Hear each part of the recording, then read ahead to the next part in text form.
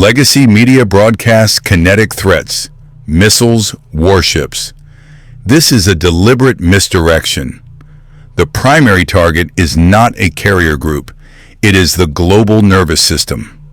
An attack vector designed not for a visible explosion, but for absolute systemic silence. The mathematical certainty of this protocol is based on leverage. A cornered state facing an engineered solvency crisis that disrupts its ability to conduct basic trade, from crude oil to basmati rice, is forced into an asymmetric response. The cost of a missile is high. The cost of severing a subsea data cable is negligible. The kinetic cost it inflicts upon the global system is infinite. CSIS and RUSI analysis confirms the doctrine exists. The objective is to create a blind leviathan, a global financial architecture stripped of its senses. When the cables are cut and the satellites are blinded, the system cannot price assets. It cannot clear transactions. It cannot even confirm its own state. Liquidity evaporates not in days, but in microseconds. This is not a weapon of war. It is a weapon of economics. It is a launch-on-warning protocol for a state whose solvency is under direct attack. The silence is the true accelerant, forcing an existential crisis upon the reserve currency itself. And an existential threat guarantees a kinetic and final response. The silence is the trigger. The motive is not victory. The motive is justification. According to analysts at CSIS, an unpopular, protracted war functions as a domestic liability. It becomes a self-inflicted solvency crisis, draining treasury reserves and political capital at an unsustainable rate. Look at the blueprint from Russia. As conventional military and economic strength wanes, the state is forced to pivot. It must deploy asymmetric leverage, weaponizing grain and energy to inflict systemic pain on its adversaries. This is the protocol being deployed against Iran. It is not an accident. It is an engineered outcome. The mechanism begins with targeted economic warfare, such as extreme tariff pressure, designed to create a global crude supply shock. The objective is to trigger a currency crisis, mathematically guaranteeing a solvency event inside the target nation. When a state's currency collapses, its ability to trade conventionally is nullified. The recent disruption of basmati rice exports is not a footnote. It is a field test. The Iranian currency crisis directly translated into a tangible decline in global food commodity stocks. This demonstrates the vector. Internal solvency pressure forces the deployment of external asymmetric leverage. The primary leverage, however, remains energy. Forcing Iran into a corner where its only viable move is to threaten the oil market is the core of the strategy. A credible threat to the free flow of oil is a direct assault on the petrodollar system itself, the foundation of global reserve currency status. With central banks already exploring alternatives like Bitcoin, the system's fragility is a known vulnerability. This is the endgame.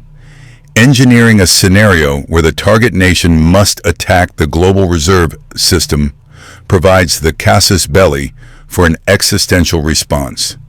The initial solvency crisis is not the attack, it is the trigger. It forces the target into a launch-on-warning posture, guaranteeing a confrontation that would otherwise be politically unjustifiable. The kinetic cost is pre-calculated and deemed acceptable. The kinetic cost of projecting power has collapsed. According to analysis from the Royal United Services Institute, or RUSI, a $5 million main battle tank can be neutralized by a $500 drone. This is not an incremental change. It is an inversion of the entire economic model of warfare. The cost-to-asset liquidation ratio has inverted by a factor of 10,000. This is the democratization of violence. The capability to inflict strategic, systemic damage is no longer the exclusive domain of superpowers. A state facing a manufactured solvency crisis cannot afford a symmetric response, but it can afford asymmetric leverage. For the cost of a used car, it can threaten assets worth billions, disrupting global energy flows. For a nation like Iran, pushed into a corner by currency warfare, this is not a choice. It is a mathematical function. When your solvency is the target, you deploy the most cost-effective weapon you possess. That weapon is systemic disruption. It is a financial launch-on-warning protocol designed to attack the petrodollar system that is engineering its collapse. The regional instability you are witnessing is not chaos. It is a series of controlled demolitions in designated gray zones. Reports of civil unrest warnings in nations like Canada or supply chain fractures in South Africa are not the core crisis. They are proxy laboratories. These zones are used to stress test financial and logistical vulnerabilities on a small scale, calibrating the weapons for a strategic target. The primary deployment theater for this protocol is Iran.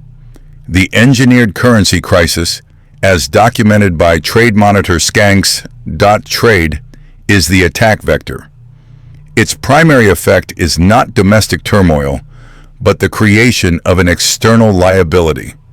When Iran's currency collapses, its ability to pay for imports or facilitate exports like basmati rice is severed. The nation becomes a solvency risk to its trading partners. This is not a bug. It is the feature. A solvency crisis forces the target into a zero-sum calculation. Deprived of liquidity, Iran's only remaining leverage is asymmetric. As Bloomberg reports, its strategic position allows it to threaten global oil markets. This threat is not aimed at its neighbors. It is aimed directly at the settlement currency of oil, the petrodollar. The tariff pressures and supply shocks noted by international observers are merely the tools used to corner the target and force this exact move. This is the endgame. Forcing a pivotal state to attack the global reserve system is a casus belli. It provides the political and economic justification for a pre-planned response. An existential threat to the dollar guarantees an existential and ultimately kinetic counter. CSIS analysis confirms that such a protocol is not designed for stability. It is a vector to transition from economic warfare to kinetic action with a clear justification matrix. The gray zones were the rehearsal. The launch-on-warning doctrine is not a strategy for victory. It is a protocol for survival. When a nation detects an incoming existential attack, it has a finite window to launch its own arsenal before its capacity is annihilated. Waiting for confirmation is not an option. Waiting guarantees decapitation. The protocol is absolute. You launch. Now introduce the accelerant, a cyber attack that blinds the early warning radar. The screens go black. The commander now operates with zero visibility in what military strategists at CSIS call the fog of digital war. Is the threat real or a ghost in the machine? The protocol does not allow for this question. The last valid signal indicated a launch. The commander is now forced to execute based on that signal out of pure, calculated fear. This military protocol is a blueprint for economic warfare. A manufactured solvency crisis is the cyber weapon. Consider Iran, a deliberate currency crisis confirmed by disruptions to its basmati rice exports is the equivalent of blinding the radar. It severs the nation's connection to the global system, blinding its leadership and creating a state of perpetual economic emergency. In this fog of economic war, the target nation is forced into its own launch-on-warning protocol. Its only remaining leverage is asymmetric disruption. With its currency useless, its only move is to weaponize its control over pivotal global systems.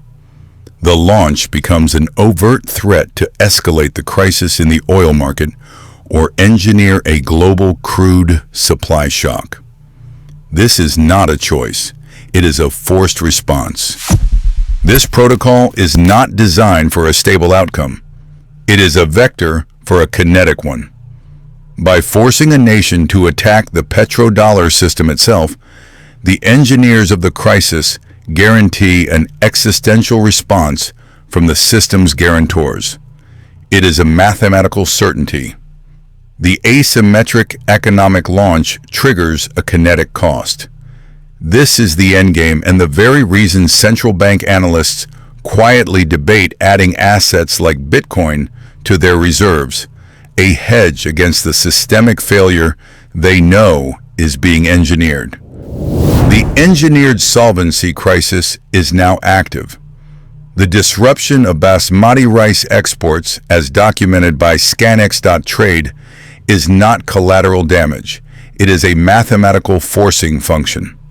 The objective is to corner a pivotal state, removing all conventional economic leverage until only one vector remains: asymmetric disruption.